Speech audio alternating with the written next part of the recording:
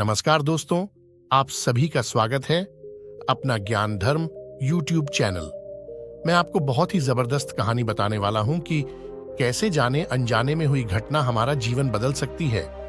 तो चलिए, इस अभी हमारा चैनल सब्सक्राइब नहीं किया है, चैनल सब्सक्राइब कर लें।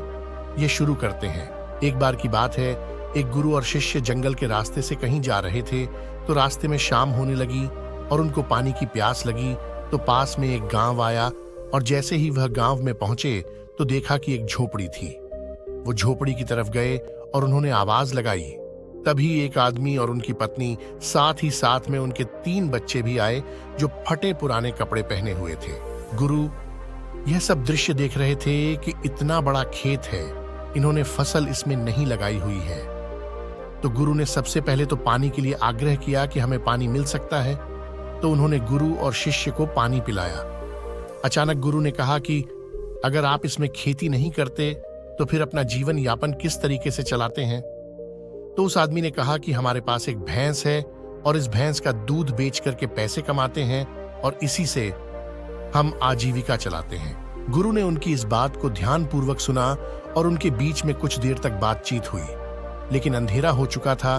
तो उन्होंने यह निर्णय लिया कि आज की रात हम यहीं रुकेंगे। तो लगभग मध्य रात्रि के करीब गुरु ने शिष्य से कहा कि हमें इस भैंस को ले जाना होगा और इस भैंस को ले जाकर कहीं जंगल में छोड़ना होगा। तो शिष्य ने सोचा कि इस तरीके का गलत काम भला मैं कैसे कर सकता हूं? अगर मैं इस भैंस को लेकर के जाऊंगा तो यह आदमी बाद में अपना जीवन यापन कैसे करेगा? लेकिन गुरु का आदेश था, उसको करना पड़ा। वह अपने गुरु के साथ चला गया और आधी रात को गुरु और शिष्य निकल लिए, लेकिन भैंस को भी अपने साथ ले आए और बहुत दूर छोड़ दिया ताकि वहां से भैंस वापस अपने गांव में ना आ सके। तकरीबन 10 साल बाद जब वह शिष्य भी गुरु बन चुका था और दीक्षा देने का काम भी करने लग गया था, तो उसने सोचा कि 10 साल पहले मुझसे जो गलती हुई थी, क्यों ना मैं आज उस गलती को सुधार लूं और मुझे उस आदमी के पास जाना चाहिए। वह उस आदमी के पास जाता है, लेकिन वहां पहुंचकर वह देखता है कि खेत में फसलें लहरा रही हैं और बगीचे लगे हुए हैं। वह सोचता है कि शायद हो सकता है कि वह आदमी अपना घर-बार बेचकर, अपनी जमीन बेचकर शहर में कहीं चला गया हो। लेकिन तभी अचानक वह आदमी आया और उस गुरु को नमन करता है कि मैंने आपको पहचान लिया।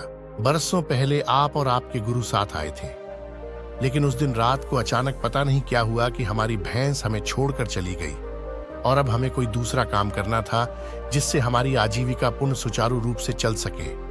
लेकिन हमारे पास कोई विकल्प नहीं था, तो मैं जंगल से लकड़ियां काट के लाता था और उसी से जीवन यापन करता था। मैंने बहुत मेहनत की, आम के बगीचे लगाए। धीरे धीरे आम के बगीचे से लोग आम खरीदने लगे और धीरे धीरे मेरा आम का बगीचा बड़ा होने लगा और मुझे अच्छे खासे फल और उनसे पैसे मिलने लगे और मेरा बिजनेस बढ़ता गया, मेरा काम बढ़ता गया। अंततः ये जो आप देख रहे हैं वह 10 सालों की मेहनत का नतीजा है।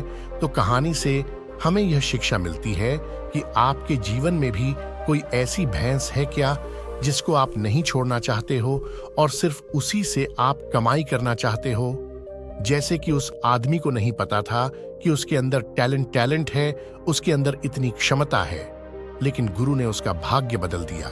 हमेशा परिवर्तन तभी होता है जब आपके पास कोई विकल्प नहीं होता है और जब